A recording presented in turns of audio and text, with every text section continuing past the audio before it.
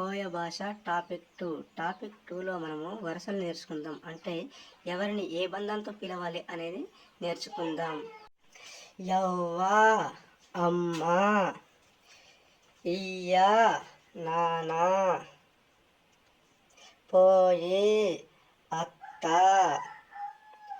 మామ మామయ్య, యక్క అక్క, బాటు బావ, యంగి వదిన,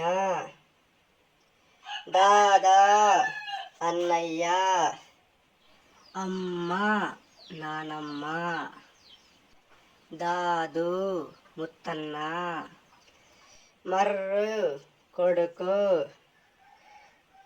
కొడియాడ్ కోడలు,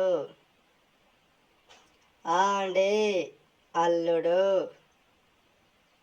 మయాడ్ కూతురు, ముత్తి భార్య లేదా పెళ్ళాం, ముద్పల్ భర్త లేదా మొగుడు, పేపి పెదనాన్న, బెరయవ్వ పెద్దమ్మ, బాబా బాబాయ్,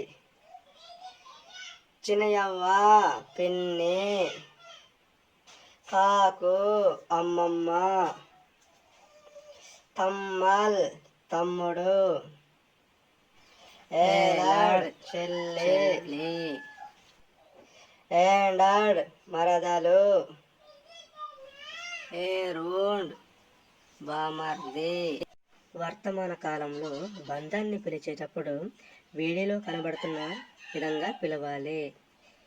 వదిన, యంగే, అత్త, పోయే, తాత లేదా ముత్తనను దాదో, అమ్మమ్మ కాకో, బావ బాటో. ఇప్పుడు మనం చెప్పుకున్న బంధాలు మాత్రమే వర్తమాన కాలంలో ఇలా పిలవాలి. మిగిలిన అన్ని బంధాలు మనం వీడియోలో పిలిచినట్టే పిలవాలి. మరో విషయం, మన సంబంధాన్ని లేదా వరుసను మూడో వ్యక్తితో చెప్పాలి అంటే ఈ క్రింది విధంగా చెబుతాము. ఇయ్యల్ నాన్న, దాదల్ అన్నయ్య, తమ్మల్ తమ్ముడు, మామల్ మామయ్య, బాబల్ బాబాయ్. ఉదాహరణకు వైఎస్ రాజశేఖర రెడ్డి గారు వైఎస్ జగన్మోహన్ రెడ్డి గారికి ఏమవుతారు అని అడిగినప్పుడు సమాధానం నాన్నగారు అని చెప్పాలి. అదే మన కోయ భాషలో ఇయ్యాల్ అని సమాధానం చెప్పాలి. కేవలం ఈ బంధాలు మాత్రమే ఇలా చెప్పుకుంటాం. మిగిలిన బంధాలన్నీ మనం ఏ విధంగా అయితే నేర్చుకున్నామో అలానే సమాధానం ఇస్తాం. Thank you for watching. Next వీడియోలో మళ్ళీ కలుద్దాం. Please do subscribe.